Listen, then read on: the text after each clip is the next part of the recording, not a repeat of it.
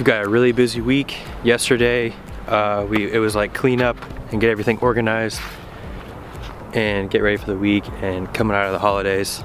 So it's important to have things organized. Yeah, we're back to the bed flipping and planting this week. We've got Talcott coming to help, coming up from South Carolina right now. And we'll have another harvest. I guess it would really be, the full first harvest of 2021, so that's cool. And maybe some snow. I think I'm supposed to do these things, so if you're new to the channel, we do weekly videos showing how we make a living, basically market gardening on about an acre of land, and yeah, try and show the realities and not over romanticize it, not over exaggerate it, and share along the way how to do it. We've got like an entire season recorded already, so it's not the best videos ever, but I did learn how to edit more. Still need to learn how to use the camera, but yeah. So we have a lot of different projects going on, including running all this, some future products that we're gonna be talking about here soon, hopefully. A food forest project, pasture raised meat birds, we do pasture raised layer hens, and Tori goes over some accounting stuff. We're gonna be getting back into that, and some tree knowledge. So working with trees, working with ropes. What's on the list for today? A lot of bed flipping, microgreens. We gotta start like 70 seed flats with all the seeds we just got. 70? Yeah, it's gonna be a lot. I quit. I think we should just sit around and make fancy Instagram posts instead. Ooh, good idea.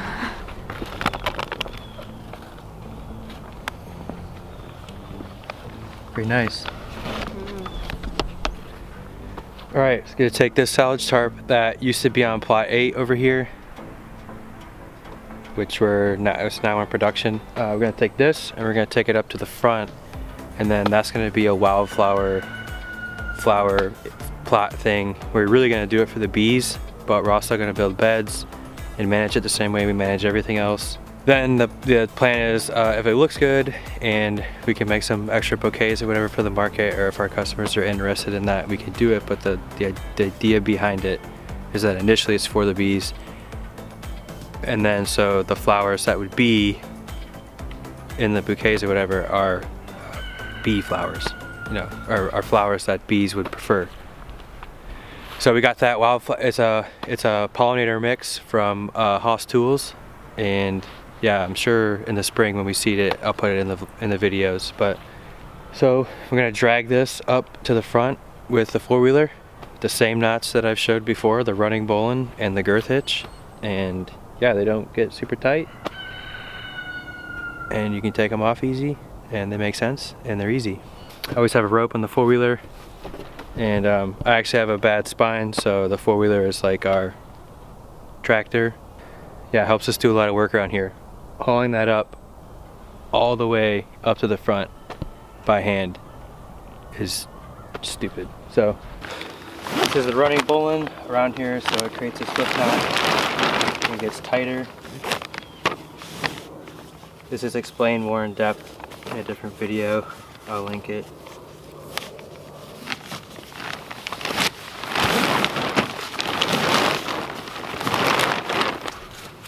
This is a girth hitch, so it will stay tight and come off real easy.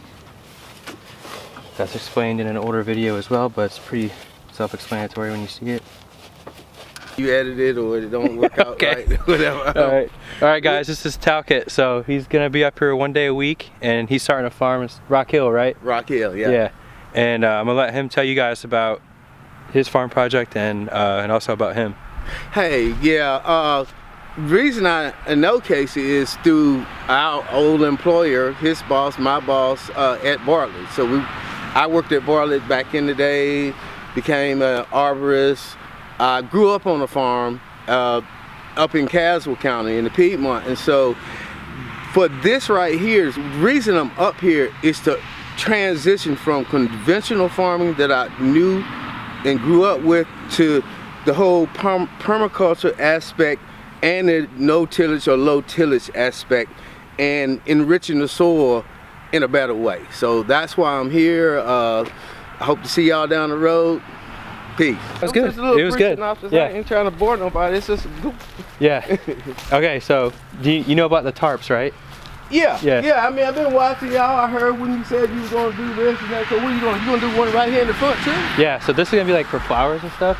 Because it gets a lot of shade from these trees. Okay.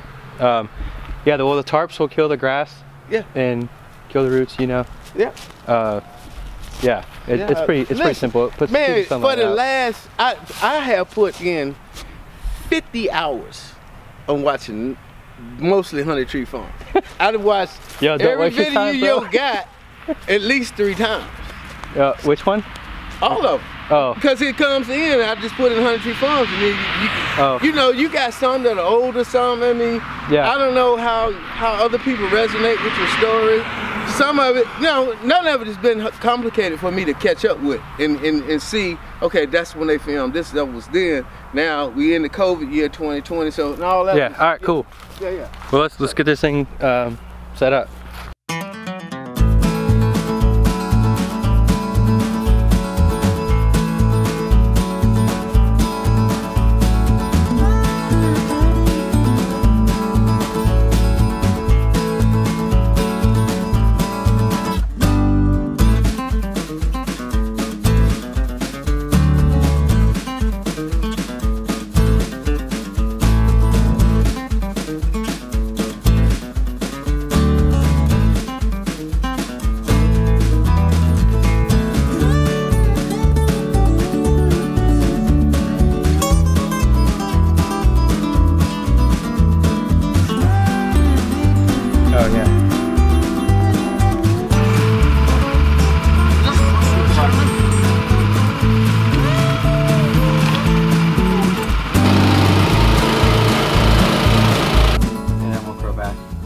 Like after you harvest something like this and it develops a stem down here, you know, like the apical meristem, all that stuff from plant science.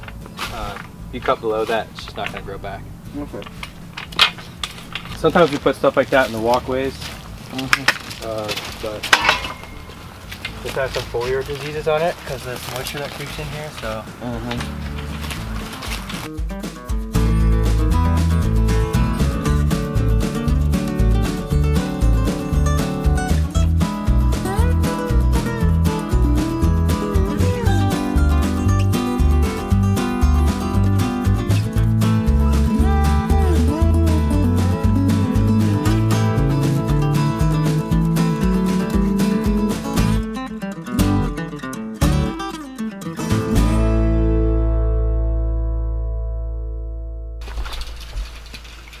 Gotta keep it straight. Oh, I'm not? No, that's good. I thought it was. That's professional, man. Professional. That's your word. Pretty good lines. A good reason to have the straight lines is because it becomes easier to cultivate later on. These are Hakurais. Hakurai. Hakurai, yeah. It's Japanese. I'm pretty sure it's Japanese, but that's what we just seeded. Right.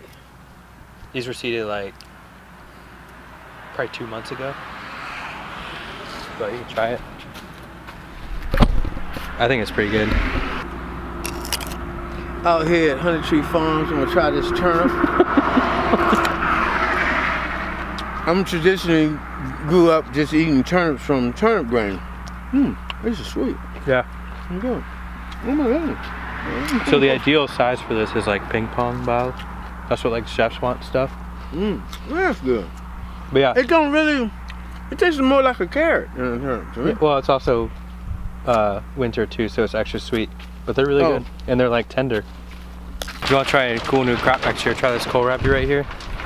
So that's like a cabbage, broccoli-ish flavored, I don't know, it's kind of like a turnip, but you peel that purple skin off and eat it raw in salads, roast it with other root crops. We've done it in kimchi, we've done it in soups. It's really good, one of Tori's favorites. And there's like a front coming in or something. Got a ton of wind. That's another advantage to the tunnels. In the summer, you can get a tender crop like that, and in the winter you can get a tender crop like that because of the protection that this provides. And those are both out of season for arugula, really. We've been growing it all year thanks to the tunnels.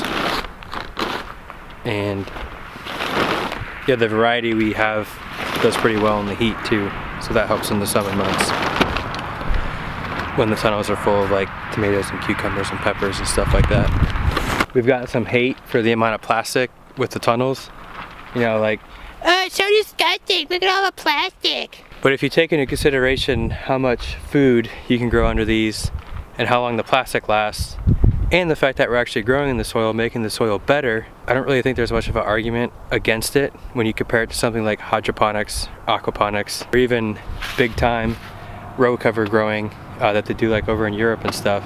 And you also have to remember that this is annuals, this is vegetables. Like, if you want to talk about real sustainability and real growing systems that don't require plastic, you have to get into perennial agriculture, you have to get into managing more land. You know, things like agroforestry, big permaculture land designs.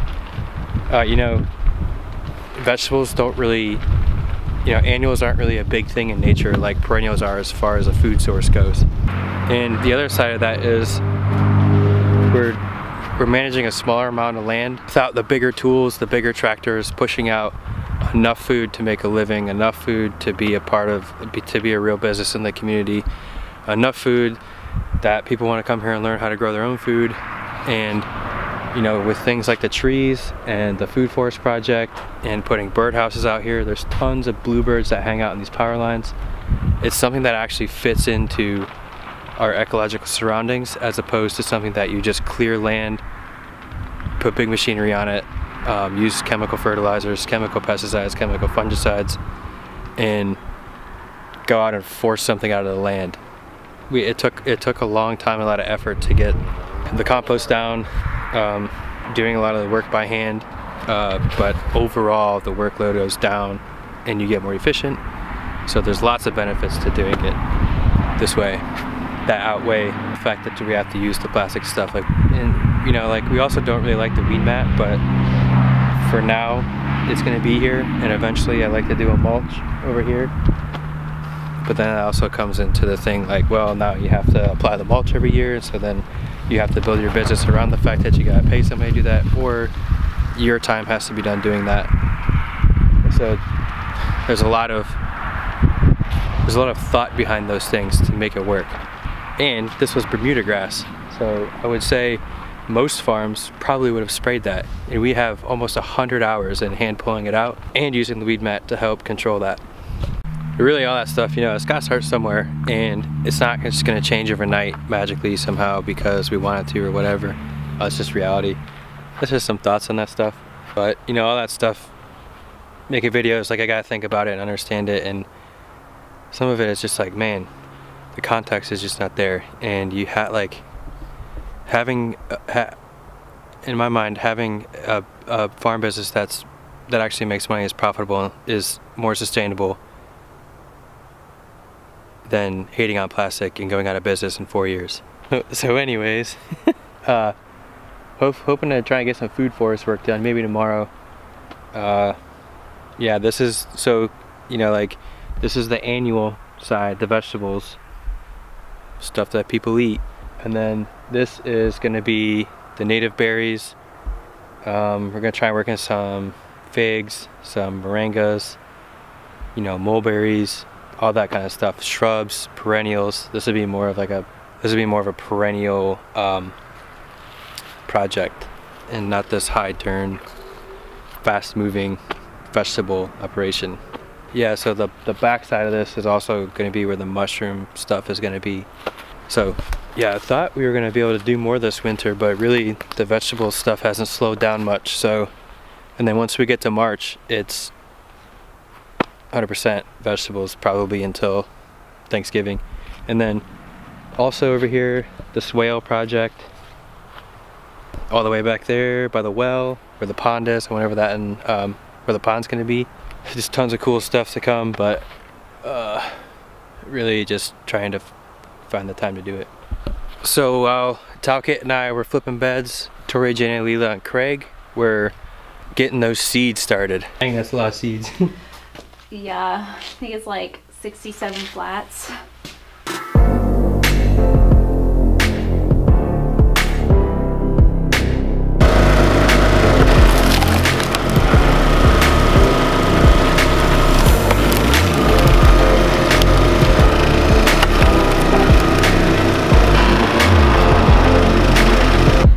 Alright, just split some wood this morning. I would have liked to have done this a long time ago, but neighbor Roy let me borrow his splitter, so it's amazing how much work that thing can do. That was like maybe 30-40 minutes or so.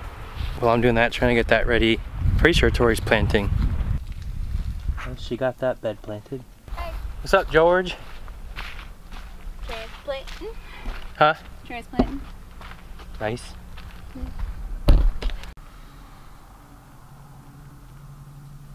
Nice spinach. If anybody watching this heats their house with wood,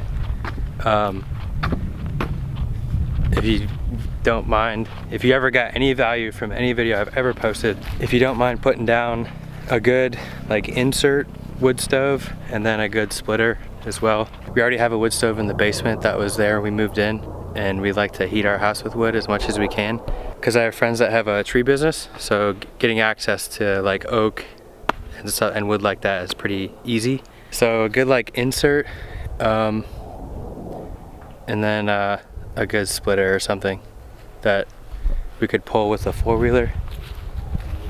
I'd really appreciate that. Thanks.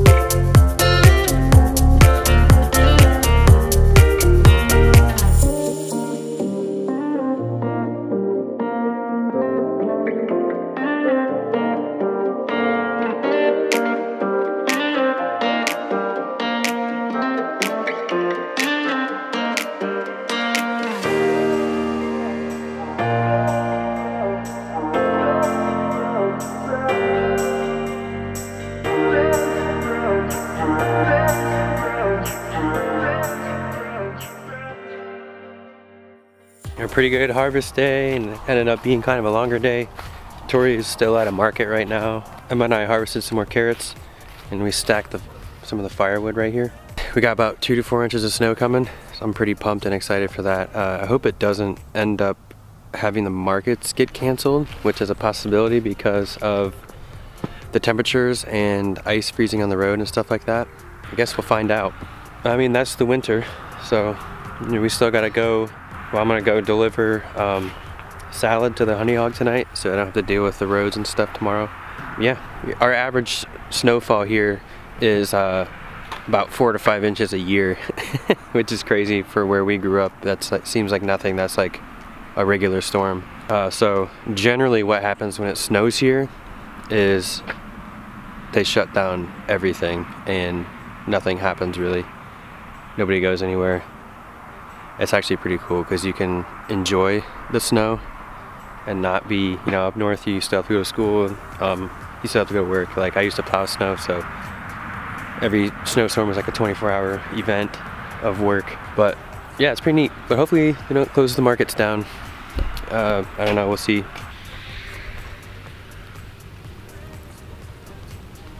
Okay, snow is here, and there was some this morning, like an inch on the ground, but it melted. So yeah, a lot of this is melting on contact, which is actually kind of good for like the tunnels, like not having the snow weight. And something interesting, an inch of rain is equivalent to about 10 inches of snow. So if you were to take all the rain we got in 2020 and turn it into snow, it would be probably, let's see, on these pines right here, it'd be probably, that's kind of hard to do, it'd be like right here. It'd be like almost 70 feet, and those are 90 feet. So yeah, the snow sounds cool. It's kind of cold. We got some stuff to do today, and maybe some customers come in to get stuff because it's not really that bad. The roads are just wet. So just a regular Friday here.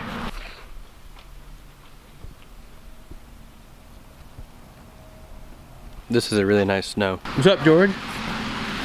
Loading up for tomorrow. Yep. So I don't have to do it in the morning.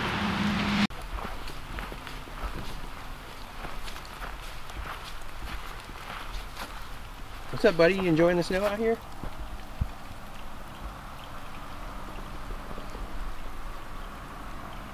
Alright guys, back from the market today. So our markets actually went pretty good for the first one of, well, I guess it's the second one of 2021, but the first full week of 2021, even despite how crazy it was, I guess, and with the weather. So really thankful our customers came out. The roads are pretty icy for me heading down to Charlotte, but they were still drivable. And with us growing up north, driving in winter conditions is pretty normal for us. We sold everything except for some microgreens, and I had 2 bunches of kale left. So that's always good to be able to sell everything, especially in the winter when, I mean, if you all have been following along, you know how much effort goes into having stuff available right now. So it's cool, and a lot of the customers seemed appreciative, and that makes it really enjoyable. The first seed flats of stuff germinating that was seeded this week is popping up right now. So we gotta keep those seeds rolling now, really for the rest of the year pretty much. So we can keep flipping these beds faster, and this tunnel's pretty good right now, but you know, when we go through now, like, and go through and harvest a bed of salad, it's pretty much done, and then we'll crop that out. Like, we've done all fall and into the winter so far, and yeah, that's really kind of the rhythm. For people who are gardening, the tunnel we leave shut like this. Well, it's open here, just on the side to vent it a little bit. Otherwise, it's kept completely shut today because it didn't really reach 50. 50 for us seems to be the temperature where you need to vent the tunnels more. And now, just like in the mid 40s, high 40s, it's just like, it's just alright. It's just the way it is. That could be our elevation. I'm not sure. And also with these tunnels set up, especially if you guys have watched a lot of the other videos, you kind of get the feel of how we work with them and deal with the weather. Generally about 3 o'clock in the winter, we come through and shut all of them, and that way we can increase some heat in here to trap that heat overnight. So essentially you're helping heat the soil up more, and then that soil releases the heat. And so sometimes we have the row covers over the beds that will help trap the heat even closer around the plants than if it were to just come up in the tunnel. But it's pretty much the same temperature in here as it is outside, I think. At least that's what it feels like. I don't even have thermometers in them. I'm just going by off what the plants tell us pretty much. So next week we are probably going to be building out the rest of plot 10. The weather looks pretty decent for that. So that's the plot next to the oak trees, and I'll have to rotary plow the other side. We'll start building the beds on the side that's already been rotary plowed, and we'll get that amended and re-tarped and ready to plant. Also hoping to do some food forest work. I don't know, that plot 10's pretty big, so that's probably gonna take most of the time. Alright guys, thanks for watching this video. Hope y'all got something out of it, and see y'all next week.